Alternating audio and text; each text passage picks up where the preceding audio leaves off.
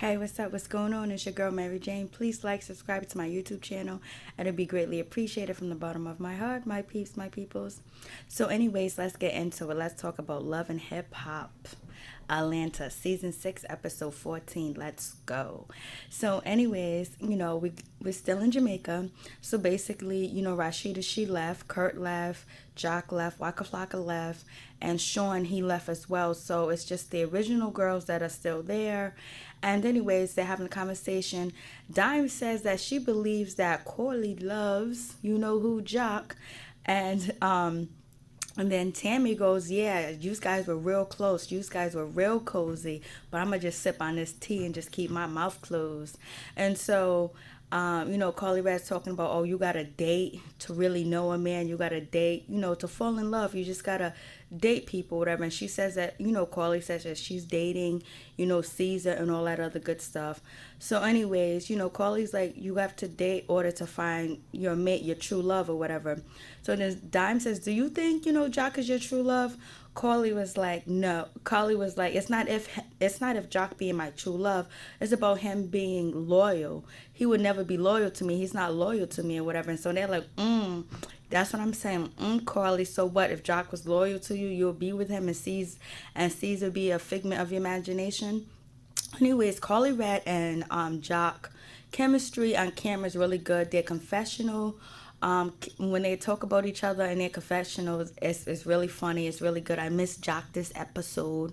So, and they go back and forth no matter what. So I don't know what's good with Karlie Rad and Jock, but they do got good chemistry on camera, and their storylines together are on point in my opinion. So anyways, Mimi gets a phone call. She removes herself from the conversation, and she comes back all Academy Award actor Mimi. She's upset. She's mad. This is Mimi. Oh, I can't believe this Joseline has been next to my daughter because I just got to talking to Eva. Eva told me that she was with her stepmom. She was around Joseline. I'm so mad. I have to go and handle this bullshit. So Mimi goes away. It's too much. Mimi, like, I'm trying to tell you, she needs to be on a soap opera. So anyway, she got her acting skills down. I know Mimi's been to classes. So anyways, it is what it is. And so when Mimi walks away, she was like, you guys better watch your back. And I hope you guys know what type of bitch you guys are dealing with, because she ain't nobody's friend. And she's talking about Joseline. And she particularly look at, Melissa. So anyways, Joseline is going. So then we get to the scene with Rod and Logan. They meet up in some type of garage or some type of warehouse or whatever, looking all gangster. Logan got his hat all rolled up from back in like the 60s, that style. Even Marvin Gaye had his hat rolled up like that. And so they pull up, they're standing next to their whips, their profiling. This is just too much. This is too much bullshit. So anyways, Rod is like, why you show up to my girl's job? And then, and then Logan goes, because that baby might be mine, G. and then Rod goes, how's that baby yours? Logan goes, because what's his name? His name is what? His name is Cannon. He's named after my father. Shit is too fucking much. I don't know what to believe. So anyways, it was like, he's named after my father. And so, Rod is just like, yo, this is some sucker shit. He's a stalker. I'm blasé in the third. That's how, Rod is taking the situation. And so then Logan is like, she named, him after my father, And then so, Rod is like, so when you was smashing her, when was you smashing Jasmine? Like, come on. Why do they say smash? He's a two grown man talking about a grown woman. Well, they just say smashing. And so he was like, so when's the last time you smashed Jasmine? And then Logan is like, I ain't never stopped smashing her. I've been smashing her. Clearly, I'm the baby's father, I guess. So anyways, so Rod is like, so where you do this at, where this happened at? It could have happened at a hotel, it could have happened in a car, it could have happened anywhere, but Logan got his story down pat. It happened at her house. It happened in Claremont and Buckhead. And then Rod is like, oh, you could see Rod eyes turn like, oh. And he was like, oh, now, I didn't believe him. I didn't believe what he was saying or whatever. I didn't believe that he was telling the truth.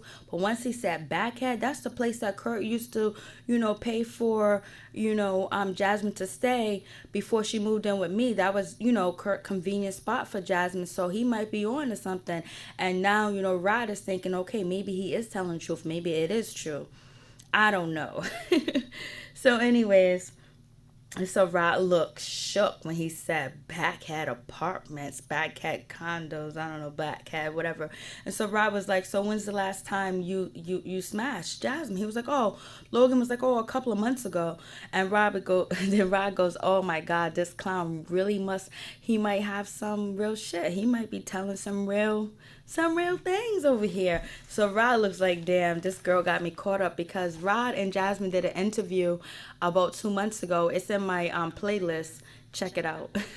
and you can see how the story doesn't add up from my playlist to this episode. So anyways, and so he was like, so he was like, I don't know. And he was like, so why you here for? Rod is like, why you here for, Logan? Because I want to talk about the baby situation. You know what I'm saying? And then Rod is like, so what's the baby situation? What's going on? And then Logan is like, Jasmine keeps insisting that, the baby's mine, so whatever, and all this other stuff. And she wanted me to see the child and all this other good stuff. And Rod is just sitting there like, okay. And so, Rod is like, so when was she pregnant or whatever? No, Logan goes, but she said she had got an abortion. And so then Rod is like, so when did she get the abortion? And Logan is like, well, she told me she got the abortion sometime in August or whatever. And and then Logan goes, oh, you just mad because I've been smashing your bitch, or whatever, calling her a bitch and everything. I guess this lingo and language that they describe in Jasmine is okay for both of them to go there. So he was like, you just mad because I've been smashing your bitch, because in real life, these dudes would already went to hands unless they was able to talk like gentlemen. So I guess they're talking like gentlemen in their lingo. So anyways, it is what it is. And so he was like, so Rod is like, so when's the last time you smashed? And then, Logan's like August, September 15th or whatever. So Rod was like, oh, right before I went to jail. And so Logan was like, yo, homie, I don't know where you been at. I don't know where you left, where you go, who you was with. I just know I was just smashing Jasmine. So anyways, and so Logan was like, I don't know, bro. I don't know where you been. So then, Rod is like, oh, so you were smashing Jasmine. So she had Cannon around July 2016. So you're saying the last time that you slept with, Jasmine was around August, September 15, 2015. That's right before I went to jail. So Rod is like, so this must have been the longest pregnancy in the world. So I'm like, oh goodness, Logan, you should have had your story much better together. So anyways, and so then Logan goes, I knew Jasmine. So then Rod goes, I knew Jasmine had an abortion or whatever, but she had an abortion right before I went to jail, and I thought the baby was mine. So anyways, check out my playlist video with Love and Hip Hop, because he does an interview about Rod and Jasmine do an interview, and they didn't mention none of this, nothing this came up. It just don't make sense when you talked about babies and whatever. So anyways, so then Rod says, you know what? I'm going to help you out, homeboy. I think I'm going to help you out. I'm going to help you out with that DNA test. I'm going to help you out with your little situation. Cause I gotta get you to fuck out my life, G, and so Logan is like, I just want to know if the baby's mine or not. If not, I'll be the fuck on. I'll bounce. I'll be out the picture. You don't have to worry about me. I'll be cadado. And so then Ryan goes, yeah, I want you to be cadado. I want you to be out. I want you to get the fuck on too, as well. So you know what? I'm gonna do that for you. I'm gonna help you with that DNA test, because I want you to get the fuck on. I just keep saying I want you to get the fuck on. So anyways, it is what it is. So Mimi, she goes confront, Stevie J. Mimi looks drop dead gorgeous. Her outfit, her heels with her blouse and her jacket was on point with that hat. So anyways, she's telling Stevie that she's going to get a she did get a restraining order, but in order to get a protective order, she would have to bring Eva to the court and testify, and she's not sure she wants to do that. Stevie's like, yeah, you're really upset, you're really mad, blase and a third. So it is what it is. And so, Mimi's just like, I don't want her around. And Stevie was like, this is good that, when I proposed to Joseline to move in with me, she said no because if Mimi would have caught, it would have been some things. So anyways, he totally understands why Mimi is acting up or whatever, but it's nothing he can really do about it but stay away from Joseline or keep Eva away from Joseline. If I was Mimi, I wouldn't want, Joseline around my child at all, especially after um the the things that she said that Stevie did or whatever with her daughter involved. It's just on some bullshit. So anyways, it is what it is. So Dime and Corley, they meet up. Corley got the tacos going on. Our house looks nice. Dime and Corley looks good. And they're eating. Basically, they're talking about Jock. They're talking about Sean. They're talking about Caesar. It is what it is. So Corley was like, I met Caesar's mom. I haven't had sex with Caesar. That is amazing. Now, I don't believe the relationship is real if you haven't had sex with Caesar. I know people could be monogamous or people can practice abstinence, but I don't see you doing that. And I don't see Caesar doing that either. Either you guys are lying or this is just an act and Jock has your heart. So it is what it is. So anyways, Joseline meets up with Stevie. She looks great too. She's dressed to death. Stevie looks great too as well. She's letting Stevie know that she wants to take him up on his offer. She wants to move in with him. She wants to, have a relationship with him. She wants to get married. And she brings a ring and she proposed to Stevie. And Stevie's like, this is the most deadest proposal I ever heard. The most unattractive, the most unromantic proposal ever. And so, Jocelyn was like, but one thing you got to do, you got to get rid of that other artist, Estella, that you're working with. You got to let her go. And Stevie was like, I don't know if I can let her go because we got paper signed this contract. And, she's just money, whatever. And Jocelyn's not trying to hear it. Jocelyn was like, I want you to work with me. Jocelyn was like, when I worked with you, you did the best. You bring out the best of me. Stevie was like, Steven's now, he's bragging. He's tooting his own horn. Stevie was like, yeah, I was her best manager. I was her best promoter. And I made her wealthy. I made her rich. So anyways, Jocelyn was like, I want you to drop that home. When you drop that home, let her know that you're not working with her no more. I want to be right there. This is Jocelyn pulling her stunts with anybody that Stevie works with. This is what Jocelyn does. And Stevie's crazy to do this if he does. I don't think he's crazy if he drops Estelle or whatever, but having Jocelyn order Stevie around, Stevie, you need to stand on your own 2 feet and not let Jocelyn keep ordering you what to do. But I like to say this, Jocelyn was like, I am the international princess. I'm the international artist. I know you're good, Jocelyn, with losing weight. You got your snapback, you got your exercise video, your workout stuff. But I don't know about any music. Maybe I'm wrong. Maybe you do have some music. I don't know. And then, Jocelyn was like, nobody can replace me. I'm the Puerto Rican princess. And then Stevie goes, no one's trying to replace you. I didn't say that. And anyways, she's Panamanian. Stevie's just trying to throw shots. So anyways, it is what it is. And so Jocelyn was like, did you fuck her? And Stevie was like, no, I didn't. Jocelyn was like, well, if you did, I'll forgive you for that. Steven and Jocelyn, they can have open, unopened relationship. It is what it is. And so Stevie's like, before I get married to you, before we get married, there's some steps that we got to take. You got to talk to my daughters. We got to get this right. You got to apologize to the kids because the kids ain't too happy with you. You know what I mean? So it is what it is. So anyways, we get Mimi. Mimi meets up with Estella. Basically, Mimi is going back and forth. She's carrying a bone on this episode. And well, not really carrying the bone, but she's instigating. She's talking to Estella, trying to figure out what's going on with Estella.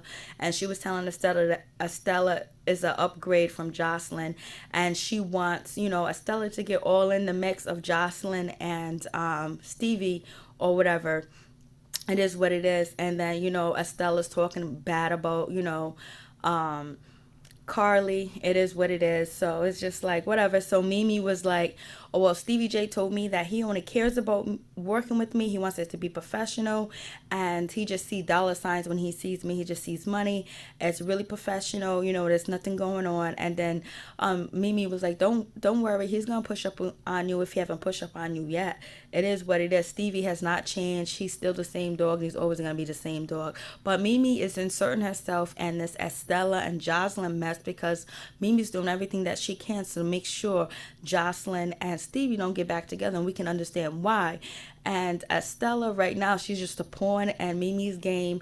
And also Mimi's gonna use Estella to get back at Karlie Red for making up with Joseline. It is what it is. So anyways, moving moving on. So Karlie Red and C's meet up, and C's is letting Karlie Red, and Karlie Red, she looks nice, but she's half naked. And anyways, C's is upset because he was like, yo, I get back to Harlem. I hear that you want the most romantic place in the world, and you're with Jock. And if you want to be with Jock, stay with him. And so then, Karlie was like, I just needed him to apologize to me. I just needed him to apologize to me to so I can move on, because he was the worst relationship I ever had and all this other stuff. And so now that he did, I know every man ain't gonna treat me like that. So I know my baby C's loves me, and I can give all my love to my baby C's. C's was like, if I was your baby, I would have known about your ex. And C's is like, I don't appreciate you using me to have me at your grand opening. And it's like you're using me to make Jock jealous. And if you want to be with Jock, you need to be with him. That's what I'm saying. It almost seems like Karlie is really pushing this envelope with Jock. And so Karlie's like, I just wanted him to see a real man, to see this and that. So then Karlie starts to bend her booty all over, C's, and they're supposed to consummate their relationship. And he picks her up and takes her upstairs. But C's got his eyes open because he feels like he might be being used or whatever. So it is what it is. So then Rod meets up with Jasmine, and they're talking, and Jasmine admits that she has cheated on Rod, because Rod and Jasmine been together since 2012. And then Jasmine says that she had sex with Rod in 2014 or whatever.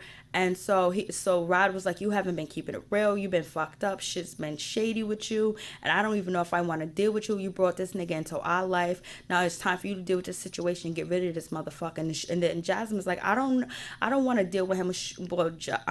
Rod is like, well, you better deal with him because you brought this shit up and you've been cheating on him and you wasn't even real with me. So you was lying. So it makes me think that that everything that you do say is a lie. So we're going to take this DNA test. And if he's the father, he is. If it's not, you saying it's Kurt, whatever. Rod at this point is like, damn, we're playing musical chairs with baby daddies. And so, Jasmine's like, well, I'm going to take this DNA test for you. And, then you can figure out if you want to be with me or not. So it is what it is.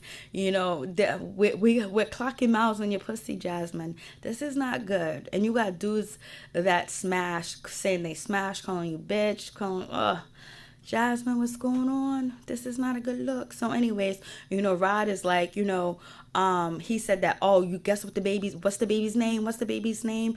And then Rod is telling Jasmine that he said the baby name is Cannon because it's named after his father. And then, Jasmine's quick with it. Jasmine was like, Kurt picked out the name Cannon. We was going through names for our child and he picked out the name. So now we go back to the last episode. Kurt was acting like he was shocked when he was talking to Rashida. Oh, the baby's name after a father. What if Kurt really picked out Cannon's name? That'd be some bullshit, right? Because Kurt was like, when Rashida was telling him about, this dude Logan, and Logan said the baby's name after his father. But what if Kurt really named Cannon? That would be nice to find out if it ever comes out. So anyways, it is what it is. So we'll see what happens. And so Jasmine's going to take the DNA test. So Dime, she's at her listening party, she's rapping. She sounds pretty good. I didn't even know it was Dime. I believe that was Dime on stage, right? So anyways, Mimi's talking about that she's going to have Estella meet up with Karlie, but Mimi's doing this on purpose to be vindictive and to be an asshole towards Karlie because she knows Karlie and Estelita don't get along, and all this information is going to get back to Joseline.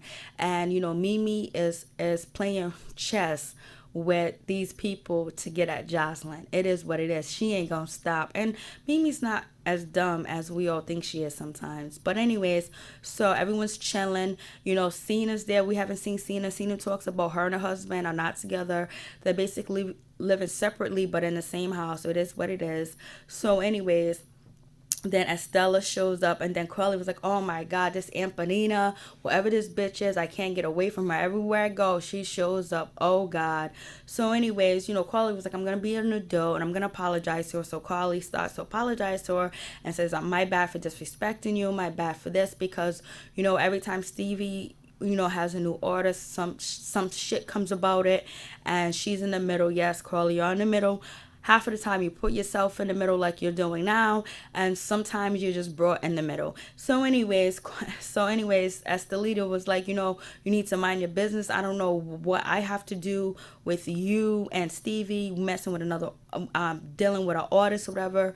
You need to just mind it. You don't have to be in the middle of it. So anyways, Karlie get upset. She throws food on her, and then after she throws the food, Estelita jump up, and the security grabs both of them, and then Estelita tries to throw a drink towards Karlie, but it gets on Ciara, and then Ciara and what's her name, and Estelina almost go into it. Estelina kind of grabs the top of Cena's head, and Cena kind of grabs, you know, Estelina, but security breaks it up really fast. Estelina's throwing like verbal words towards Karlie. Karlie's throwing verbal words toward her, and then, you know, Estelina is saying, "Oh, you coming for me too?" Ciara, whatever. But it's because she threw a drink, and then when Karlie read through the food, the tray of vegetables, it got on Mimi, but Mimi's happy. She's in her glory that Stevie orders got into it, because she's going to bring it back to Stevie. It's going to get back to Joseline. It's going to be a blow up, and that's what Mimi wants, in my opinion. So anyways, but you know what? If Estelina, you want to come in, you want to be on this show, you got to put in work. Treasure P put in work. She got into 2 fights. She's 2-0. she lost 2 fights. She's putting in work to solidify herself. You know, Karlie Red's put in work. Mimi's put in work. They put in work. And Melissa's kind of putting in work by being, the peacemaker. So if you want to be on this show, you got to put in work. You just can't come in and talk all your crap thinking it's all good. You got to put in work. Dime just solidified herself because she almost got into it with Tommy. And she, took out Treasure P. So she put in her work, so she solidified. Now she got a husband. She's about to get married. So if you want to be on the show, Estelina, you got to put in work. And Ciara's putting in work because this is her almost 2-second fights, and her marriage is falling apart. So she's putting in work. She got side pieces all over the place. Rashida's putting in work because her marriage is being dragged up. There's being babies involved, no DNA tests and all this other stuff. So you got to put in work. If you want to come and be down with the team of Love and Hip Hop Atlanta, you got to put in work. You bitches got to put in work. Tommy put in work, and now she's solidified on Love and Hip Hop. You got to put in that work if you want to last and you want to stay on this show. So anyways, it is what it is. So, Stevie J meets up with, what's her name, Joseline, or whatever, with her kids and all that good stuff. Stevie J takes both of his daughters to meet up with Joseline. Joseline comes in looking like drop dead gorgeous. Boom. And Joseline, and so Stevie daughter's off the rip talking about she doesn't want him to get married to Joseline because Stevie J lets them know that she's going to get married. He might be getting married to Joseline, but what he wants is for them to make up. Joseline's here to apologize. And so his daughter is like, Savannah, she's like, yo, I don't want to hear no tears. I don't want to hear no crying. I don't want to hear none of that bullshit. I just want her to own up to what she did or whatever. And she's already lit and already messed up, like mad and upset. The other sister, she's cool. She's calm. Sade or Shay, she's quiet or whatever. So then Joseline comes in. Joseline apologized, but Savannah's not hearing it. Savannah was like, I don't care about that bullshit. I had your back when you and my father was going at, but you don't come from nobody's kids, nobody's daughter. And now my sister's gonna have to put up with this when she gets older and realize what happened.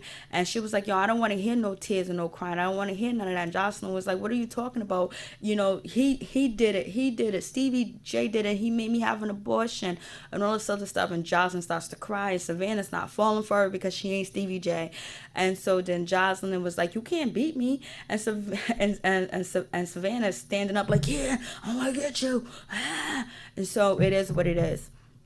So, but Savannah has every right to be the way that she is, because when you're dealing with a man that has kids, you don't come from his kids, and you don't try to fight his kids, and you don't make accusations against the man molesting the youngest daughter that he has at the time. But now Bonnie Bella's the youngest one. So anyways, these kids are not going to forgive you right off the rip. Especially, you should apologize a year ago, you should apologize a month ago, you should apologize 9 months ago. So it is what it is. And so Joseline looks at producers and was like, yo, did you have her do this? So it almost seems like when we be saying that production be like, or whatever, be souping people up, like Treasure P getting her ass whooped in Jamaica, somebody souped her up. That's what I believe. Jasmine believes somebody souped up Savannah, and she was like, you guys did this to her, you guys made her act like that, because Savannah left, she started hitting the wall and shit like that. Stevie J was like, nah, it was her sister that amped her up, or whatever. So we'll see. Next week's supposed to be off the chain. Love and Hip Hop is doing what it does.